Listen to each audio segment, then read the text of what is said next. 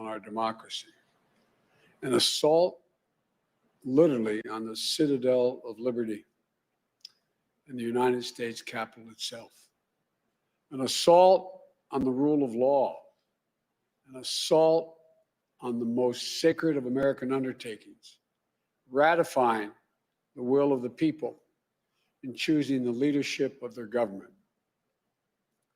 All of us here grieve the loss of life, grieve the desecration of the people's house.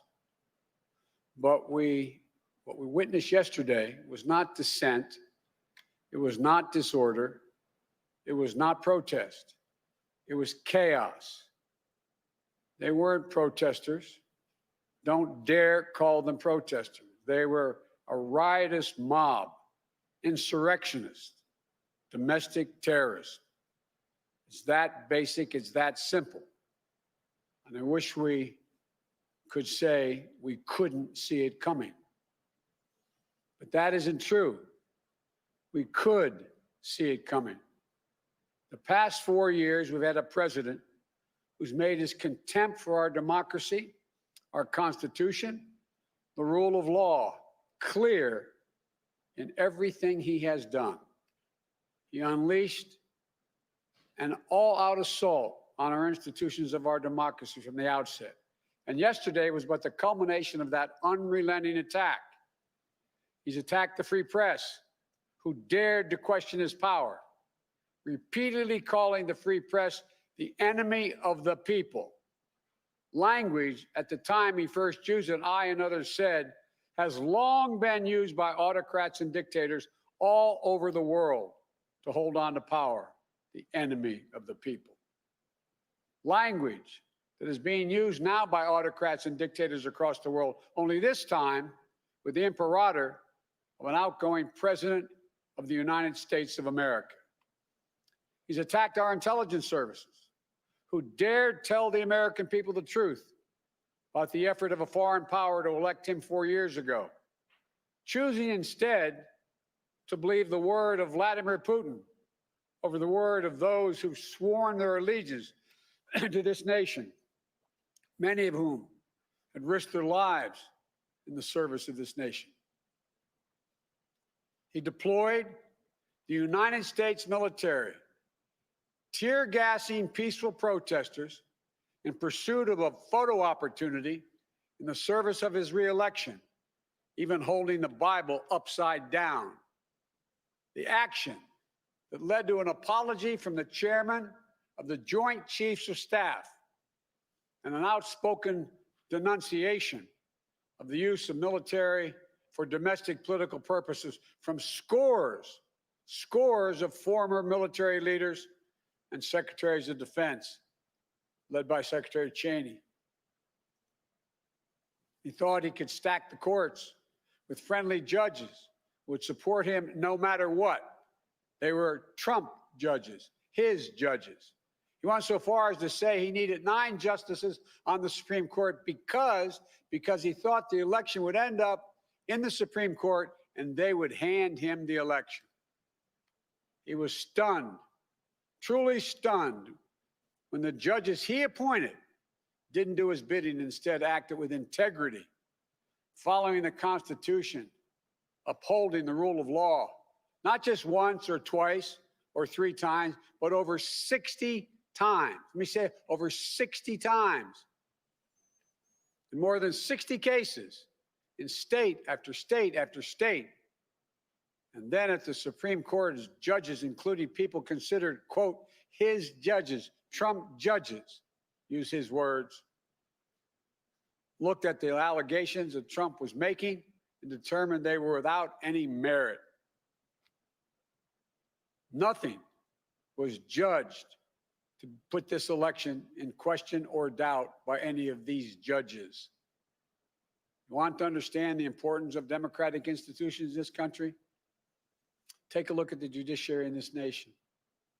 Take a look at the pressure it was just subjected to by a sitting president of the United States of America. At every level, the judiciary rose to the moment during this election, did its job acted with complete fairness and impartiality, with complete honor and integrity. When history looks back in this moment that we've just passed through, I believe it will say our democracy survived in no small part because of the men and women who represent an independent judiciary in this nation. We owe them a deep, deep debt of gratitude. And then there's the attack on the Department of Justice, treating the Attorney General as his personal lawyer and the department as his personal law firm. Through it all, we would hear the same thing from this president: my generals, my judges, my Attorney General. And then yesterday, a culmination of an attack on our institutions of democracy. This time, the Congress itself, inciting a mob to attack the Capitol, to threaten elected representatives of the people of this nation, and even the vice president, to stop the Congress from ratifying the will of the American people in a just completed free and fair election. Trying to use a mob to silence the voices of nearly 160 million Americans who summoned the courage in the face of a pandemic that threatened their health and their lives to cast that sacred ballot. I made it clear from the moment I entered this race that what I believe was at stake. I said there was nothing less at stake than who we are as a nation, what we stand for, what we believe, what we will be. At the center of that belief is one of the oldest principles this nation has long held. We are a government of laws, not of men, not of the people, of laws. I said it many times in the campaign. Our democratic institutions are not relics of another age. They're what sets this nation apart. They're the guardrails of our democracy. And there's no president. That's why there is no president who is a king. No Congress that's a House of Lords. A judiciary doesn't serve the will of the president or exist to protect him or her. We have three co-equal branches of government. Co-equal. Our president is not above the law. Justice serves the people. It doesn't protect the powerful. Justice is blind. What we saw yesterday in plain view was another violation of the fundamental tenet of this nation. Not only do we see the failure to protect one of the three branches of our government, we also saw a clear failure to carry out equal justice. I'm not sure if you used to say in the Senate, excuse a point of personal privilege. A little over an hour and a half after the chaos started, I got a text from my granddaughter, Finnegan Biden, who's a senior in her last semester at the University of Pennsylvania. She sent me a photo of military people in full military gear, scores of them lining the steps of the Lincoln Memorial because of protests by Black Lives Matter. She said, "Pop, this isn't fair. No one can tell me that if had been a group of Black Lives Matter protesting yesterday, they wouldn't have been treated very, very differently than the mob of thugs that stormed the Capitol." We all know that's true. And it is unacceptable, totally unacceptable. The American people saw it in plain view. And I hope it sensitized them to what we have to do. Not many people know it. When Justice Garland and I were talking, we talked about, I think he raised it, the reason for the Justice Department was formed in the first place. It was back in 1870. We didn't have a Justice Department before that, cabinet. It was formed in 1870 to enforce the Civil Rights Amendment that grew out of the Civil War. the 13th, 14th, and 15th Amendments, to stand up to the Klan, to stand up to racism, to take on domestic terrorism. This original spirit must again guide and animate its work. So as we stand here today, we do so in the wake of yesterday's events that could not more have vividly demonstrated some of the most important work we have to do in this nation. Committing ourselves to the rule of law in this nation, invigorating our domestic and democratic institutions, carrying out equal justice under the law in America. There is no more important place for us to do this work than the Department of Justice that has been so politicized. There's no more important people to carry out this work than the people I'm announcing today. More than anything, we need to restore the honor, the integrity, the independence of the Department of Justice in this nation that's been so badly damaged. And so many former leaders of that department in both parties have so testified and stated that. I want to be clear to those who lead this department who you will serve. You won't work for me. You are not the president or the vice president's lawyer. Your loyalty is not to me. It's to the law, the Constitution, the people of this nation, to guarantee justice. For Attorney General of the United States, I nominate a man of impeccable integrity, Judge Merrick Garland, one of the most respected jurists of our time, brilliant yet humble, distinguished yet modest, full of character and decency. The Supreme Court clerk served in the Justice Department during the Carter, Bush 41, and Clinton administrations, where he embraced the department's core values of independence and integrity. A federal prosecutor who took on terrorism and corruption and violent crime, always with the utmost professionalism and the duty to the oath he swore. Nominated by President Clinton to be a judge on the D.C. Circuit Court of Appeals, considered the second most powerful court in America. Throughout such a long and distinguished career, Judge Garland has earned the praise and admiration of members of bench and bar and politicians of both parties. And despite his busy schedule and prestigious positions, he still makes time to volunteer regularly, tutoring students in Northeast DC, as he's done for 20 years. It's about character. It's about character. It was no surprise why President Obama nominated him, Judge Garland, to the Supreme Court. As I said, he embodies honor, decency, integrity, fidelity to the rule of law, and judicial independence. To those same traits, he will now bring as Attorney General of the United States, not as a personal attorney to the president, but as the people's lawyer. He'll restore trust in the rule of law and equal justice under the law. And I fully expect, in discussions I've had, that he will receive a fair hearing and swift confirmation. And once he's confirmed, I will move promptly to nominate his replacement on the D.C. Circuit Court of Appeals. And I expect that the distinguished nominee will receive a prompt and fair hearing as well.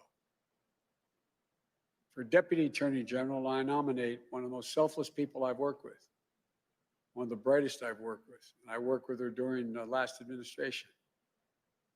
A 15-year veteran of the Justice Department, Lisa Monaco. Lisa knows the department inside and out. She is a definition of what a public servant should be: decent, trusted, honorable. And I might add, I embarrassed her a moment ago with the other colleagues, and selfless. I offered her other positions that are of greater consequence, quote unquote. more prestige.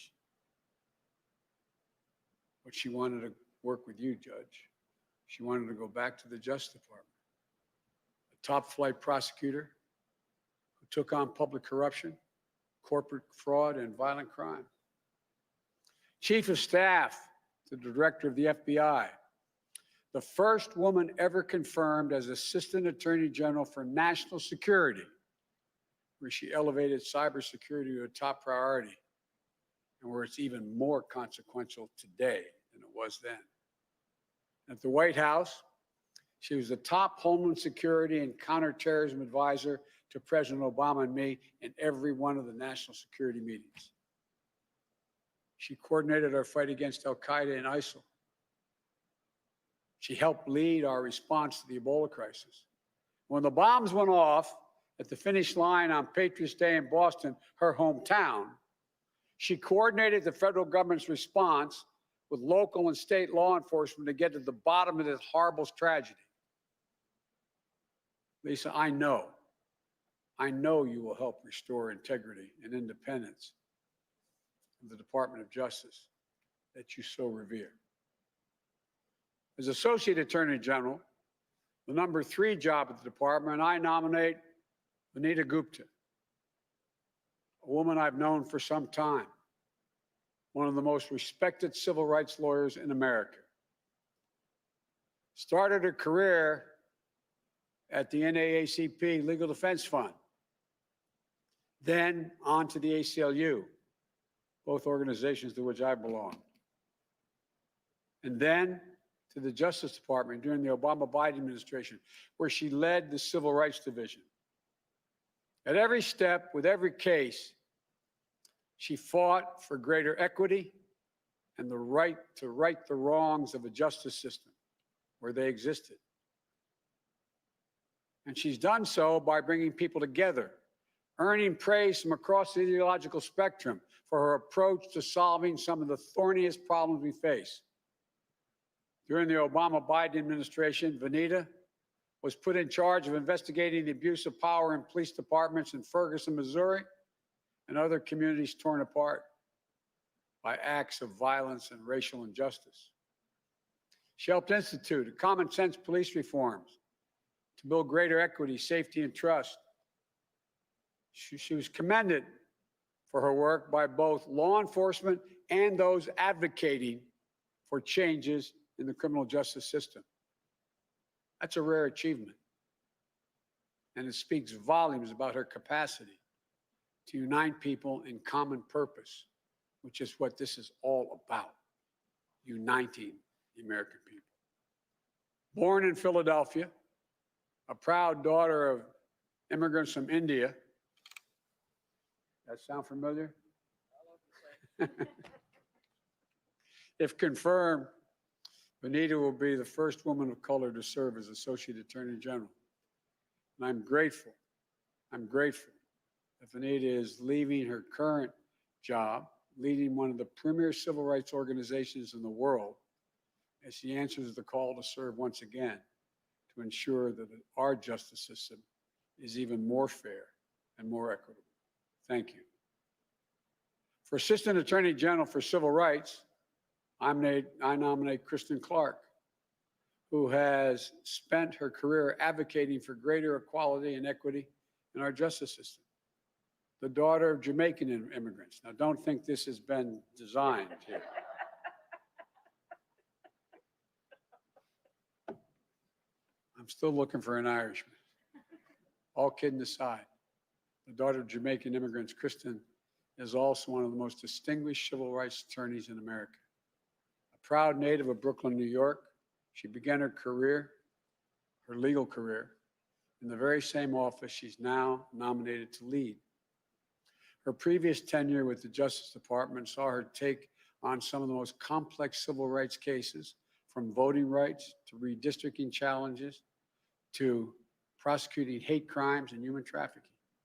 She's earned accolades throughout her career, including as the head of the Civil Rights Bureau for her home state of New York, where she's led the charge to end the school-to-prison pipeline and root out discrimination in housing and in law enforcement. She currently leads one of the nation's top civil rights organizations, where she promotes greater equity in voting rights, in our education system, in our housing system, in our justice system, and so much more. Now, she'll return full circle to pursue the vital work where her career began. The Civil Rights Division represents the moral center of the Department of Justice and the heart of that fundamental American ideal that we're all created equal and all deserve to be treated equally. I'm honored you accepted the call to return to make real the promise for all Americans. To each of you, I thank you for your service, and to your families. And to the American people, this is a team that will restore your trust and faith in our institutions of democracy. I chaired the Judiciary Committee for many years. One of my goals in running in the first place, you may recall, I said when I saw those people coming out of the fields in Charlottesville, shouting hate, young woman killed.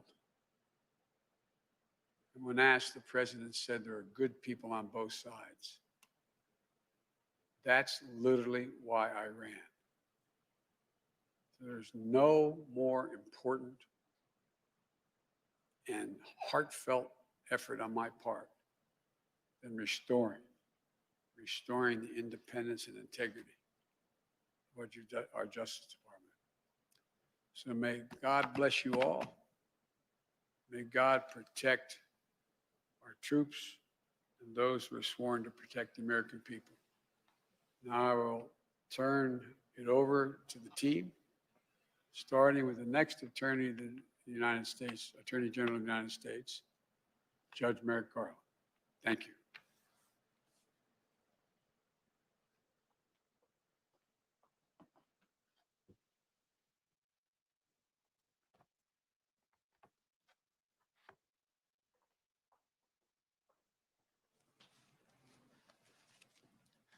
Thank you, President-elect Biden, Vice President-elect Harris, for asking me to serve as the Attorney General of the United States.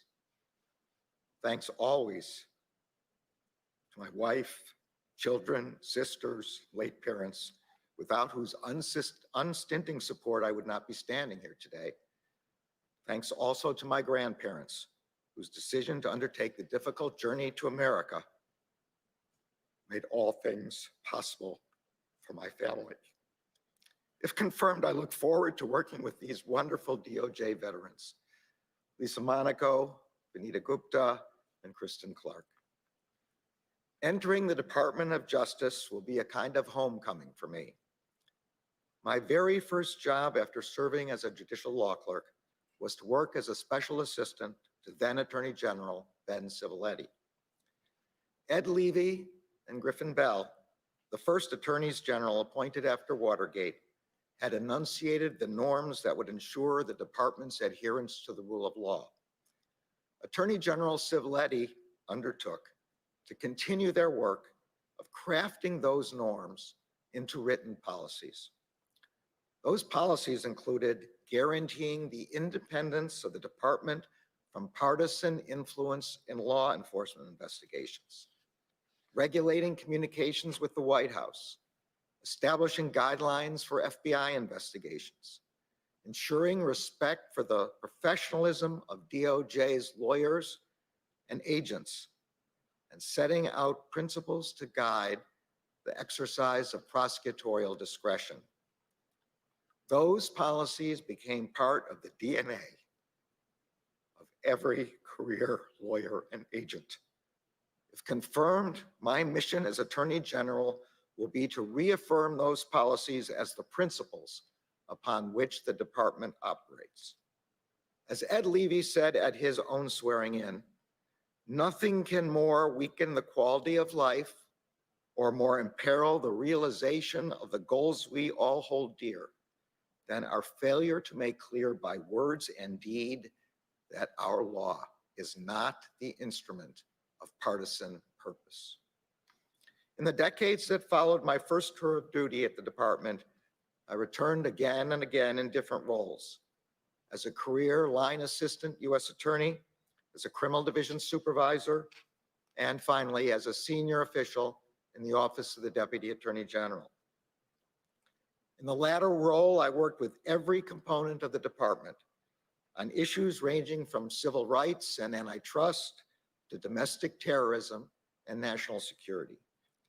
I also worked directly with line prosecutors and agents in offices from Oklahoma City to Billings, Montana, from Sacramento, California to New York City. Attorney General, later Supreme Court Justice Robert Jackson famously said, "The citizen's safety lies in the prosecutor who tempers zeal with human kindness, who seeks truth and not victims, who serves the law and not factional purposes, and who approaches his job with humility." That was the kind of prosecutor I tried to be during my years of service at DOJ. In 1997, I left the department to serve the cause of justice in another role. As a judge, I have loved being a judge. But to serve as Attorney General at this critical time, to lead the more than 113,000 dedicated men and women who work at the department to ensure the rule of law, is a calling I am honored and eager to answer. As everyone who watched yesterday's events in Washington now understands, if they did not understand before, the rule of law is not just some lawyer's turn of phrase. It is the very foundation of our democracy. The essence of the rule of law is that like cases are treated alike, that there not be one rule for Democrats and another for Republicans, one rule for friends, another for foes, one rule for the powerful, another for the powerless, one rule for the rich and another for the poor, or different rules depending upon one's race or ethnicity.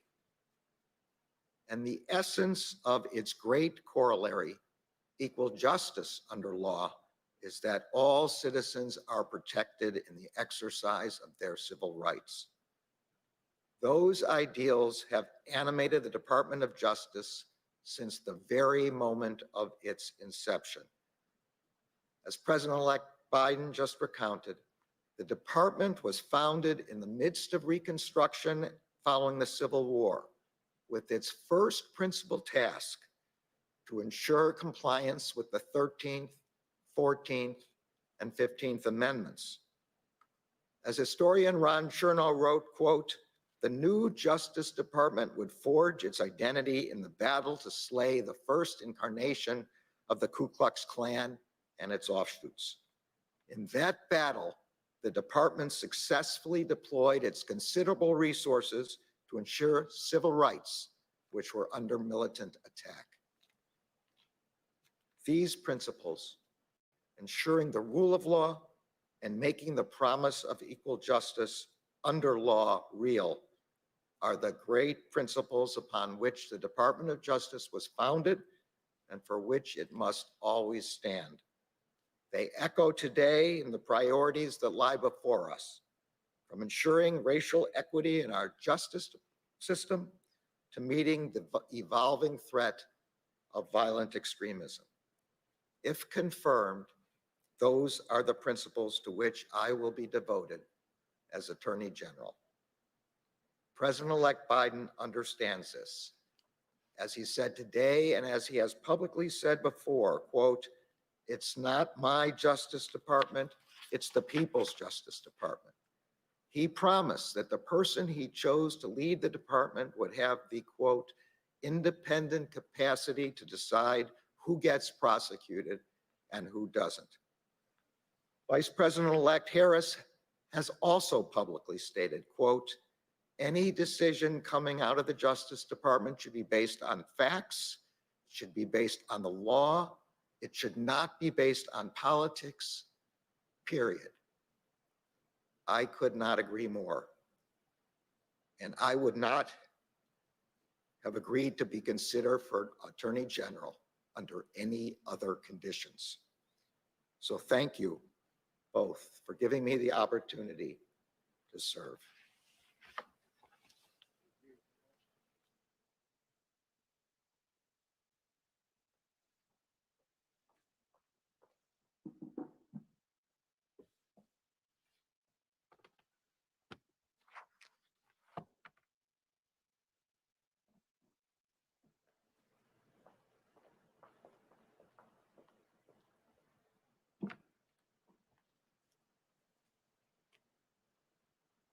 Mr. President-elect, Madam Vice President-elect, thank you for this opportunity to return to the Department of Justice and to work alongside this incredible team on behalf of the American people.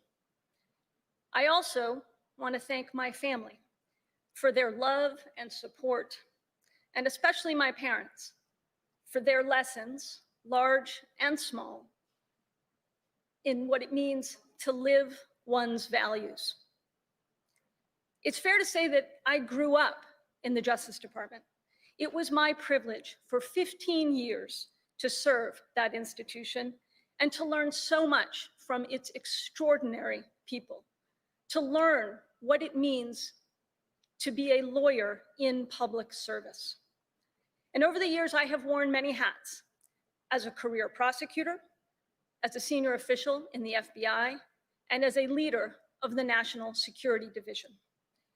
But it was as an assistant US attorney that I learned the Justice Department's values. I worked directly with communities and victims of crime, and I felt the weight of a prosecutor's responsibility to ensure not that cases are won, but that justice is done, and that each individual defendant's rights are protected. These experiences forged in me a reverence for the Department of Justice as an institution, for its people, for its mission, for the enduring values that it represents: the protection of civil rights and civil liberties, safeguarding the public from threats of all kinds, and upholding the rule of law. Merrick's mention of former Attorney General Edward Levy calls to mind one of my earliest memories as a DOJ lawyer. My first job in the department was as counsel to Janet Reno, the first woman Attorney General, a mentor to me and a trailblazer. In the conference room outside her office, she hung a portrait of Ed Levy, a tribute to his role in reaffirming the integrity and independence of the institution after Watergate. And I think she hung that portrait as a testament of sorts to the fact that we are all temporary custodians of the institution. The story goes that when President Ford asked Levy what he thought the department needed most in those days of flagging faith in institutions, Levy responded, "A soul." Well, the soul of the Justice Department lives in the integrity of its career professionals, in the independence of its investigations and prosecutions, and in the principles it brings to bear as it stewards the ideal of justice in America. Today, we are at another inflection point. Some of the challenges we face are familiar: racial inequality, the need for criminal justice reform, domestic terrorism, and threats to public safety. Some of the tasks are enduring, like the importance of working closely with law enforcement to ensure public safety and to build trust in our communities. Some of the challenges are evolving, like mounting cyber threats. I'm confident that the Department of Justice is up to all of these challenges. But what is most critical, I think, in the days ahead is not actually a challenge at all. but an opportunity for this team and for the career professionals who make up the Justice Department to reaffirm its norms and traditions, to do justice without fear or favor, to keep the American people safe, and to do so always consistent with the rule of law.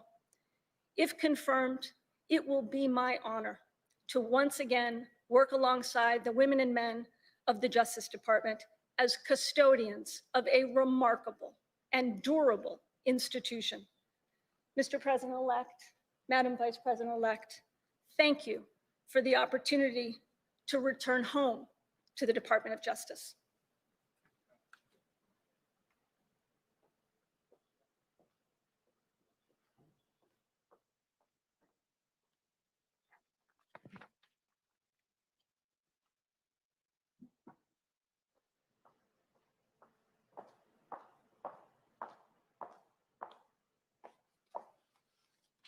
Mr. President-elect, Madam Vice President, thank you for the opportunity to serve this nation. I want to thank my family and my parents who taught me early on the values that have led me to civil rights work and public service. I am humbled and honored to return to the Department of Justice. It is an institution that I love so, so dearly. And to once again work alongside the exceptional women and men who every day defend the Constitution, enforce our federal laws, and seek to create a more perfect union with deep integrity and without political interference. There are many agencies in the federal government, but actually only one that bears the name of a value. By virtue of that name, that value of justice, we know the department carries a unique charge and North Star. At its best, it is the keeper of a sacred promise. It's the promise of equal justice for all, that no one is above the law. And when this promise is pursued with vigor, it brings light to our nation and serves as a beacon to the world. But when abandoned, we degrade our democracy and sow the division that we've come to know all too well. The first time I felt the absence of that promise was as a 4-year-old child, one of my earliest memories. My parents were proud immigrants from India, an opportunity that was made possible by the Civil Rights Movement and the 1965 Immigration and Nationality Act. One day I was sitting in a McDonald's restaurant with my sister, mother, and grandmother. And as we ate our meals, a group of skinheads at the next table began shouting ethnic slurs at us, throwing food at us until we had to leave the restaurant. It is an early memory, but one that is seared in my mind. That feeling never left me, of what it means to be made to feel unsafe because of who you are. I kept another feeling with me though, too, and that is one that has been ingrained in me by my parents and shared by my husband, whose family fled violence and war in Vietnam and sought refuge on these shores. They believed more than anything in the promise of America, and that loving this country brings with it the obligation to do the necessary work to make it better. Those two feelings, for me, converge in the work ahead of us. Yesterday's horrific events at the Capitol reminded us that our democracy cannot be taken for granted, that our nation has a long history of disinformation, white supremacist violence, mob violence. It also reminded us that our values and our Constitution and our democracy, these do not protect themselves. It is people with courage who do that. And I am honored to return to a department that I know will push every day for justice, accountability, and equality under the law. It will not be enough to restore what has been undermined or lost. This moment demands bold leadership. The Department of Justice, as it is done throughout its storied history, will have to uncover and reckon with hard truths, hold people, companies, and institutions accountable to our Constitution and laws, drive change where there is injustice, and heal a nation that is starving for leadership and decency and hope. Now is the time to ensure that our economic system works for everyone, that we can protect the health and safety of all of the American people, and that we will harness all of the Justice Department's levers for civil rights, justice and police reform, and climate justice, and so much more. As the late Congressman John Lewis said, democracy is not a state, it is an act. And I pledge to the American people that if confirmed, I will act for justice every day. I pledge that to you, President-elect. I pledge that to you, Vice President-elect. I am honored, deeply honored, for the chance to work together with activists for justice, with law enforcement, with this extraordinary team that I'm so humbled to serve, with the incredible women and men at the Justice Department to strengthen our democracy and to make equal justice under law a real promise for all. Thank you so much for this opportunity.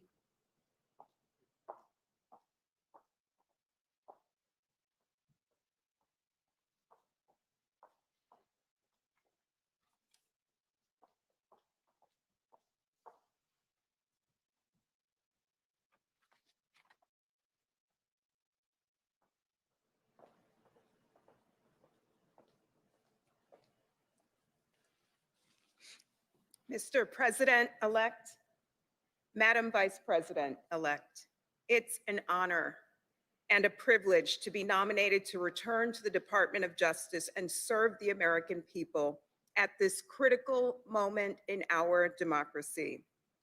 I am humbled and exceedingly proud to join the remarkable team that you have put together to pursue the urgent, timeless cause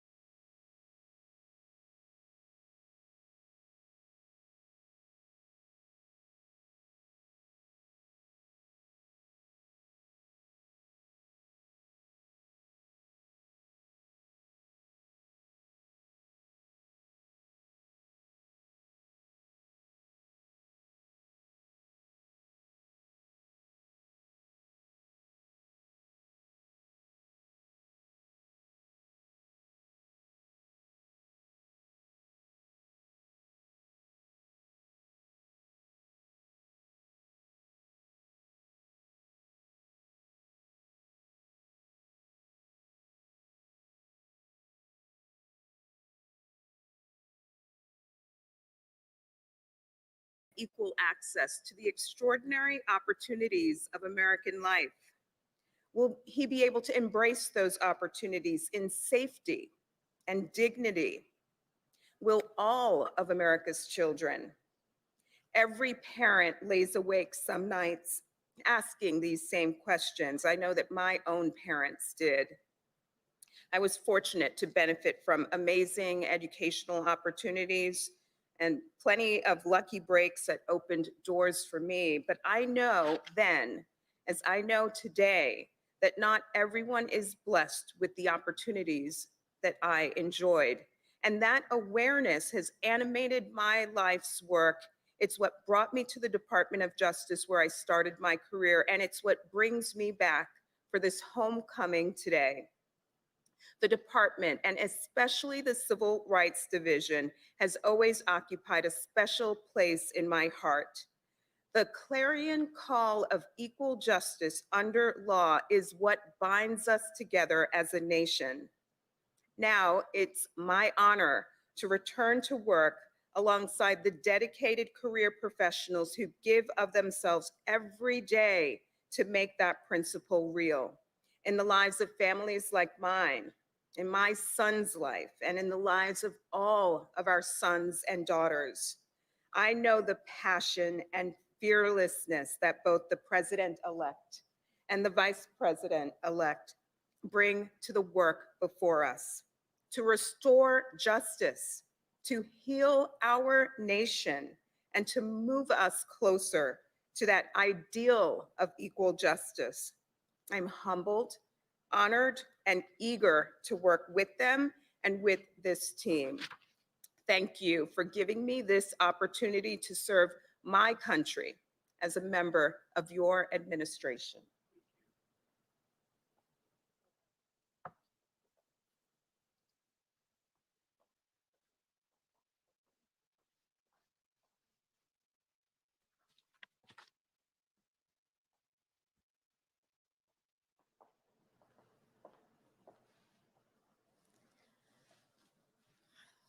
One of the fundamental principles upon which America's democracy rests, a principle as sacred as a civic value can be, is fidelity to the rule of law.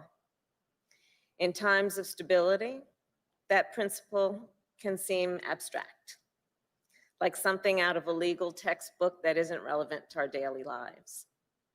But in times of upheaval, we come to realize, to appreciate just how vital the rule of law truly is.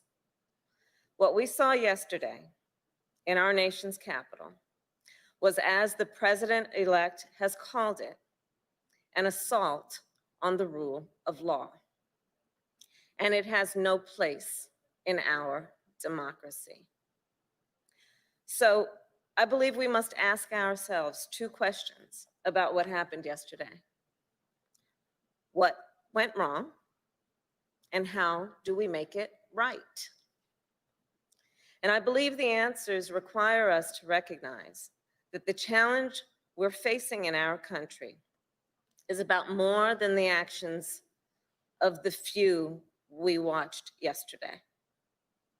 It's about how to reform, how to transform a justice system that does not work equally for all. A justice system that is experienced differently depending on whether you're white or black. A justice system that is experienced differently if you're rich or poor. A justice system that's different depending on whether your job requires you to take a shower before you go to work or requires you to take a shower when you come home after work. We witnessed two systems of justice. When we saw one that let extremists storm the United States Capitol, and another that released tear gas on peaceful protesters last summer. The American people have expressed brightly outrage. We know this is unacceptable. We know we should be better than this. The promise of our country is that all people will be treated equally. That's what the rule of law is supposed to be about. That's what the ideal of equal justice under law is all about. Like everyone here, I've dedicated my career to helping uphold those principles, to attempting to uphold those principles, to helping build a more just and equal America, whether it was as San Francisco's district attorney or California's attorney general or a United States senator. And that's what I have pledged to the president-elect that I will do as vice president. The public servants we are announcing today have also dedicated themselves to building a more just and equal America. And the roles they will assume are some of the most important in our country, and especially right now. They will be responsible for pursuing justice and ensuring that all Americans are treated equally. They will be the guardians of our justice system. They will have the power to enforce our laws in a more fair and more humane manner, while also holding those who violate the law accountable, whether they be ordinary citizens or law enforcement. They will help protect the rights of every voter in our country, no matter what their background or where they live. And they will restore integrity and independence to the Department of Justice and rebuild the American people's trust in that most sacred institution. And I know they will do this because these nominees have the experience, the judgment, and moral compass that these roles demand, as well as an abiding commitment to supporting and defending the Constitution of the United States of America. For many centuries, the ideal of justice has been symbolized as a woman blindfolded with a scale in her hands. There is a reason the eyes of that Lady Justice are covered. It's because our belief in what a system of justice is says that it should not depend, justice should not depend on how you look, on the color of your skin, on how much money you make. It shouldn't depend on where you were born or the language your grandmother speaks or what political party you belong to. Justice should be impartial. It should be fair. It should be applied equally. And President-elect Biden and I, along with this incredible team, will help to make sure it is, while restoring and strengthening the rule of law that has always been and always will be the bedrock of America's democracy. Thank you, Mr. President-elect. Donald Trump be prosecuted for inciting a riot?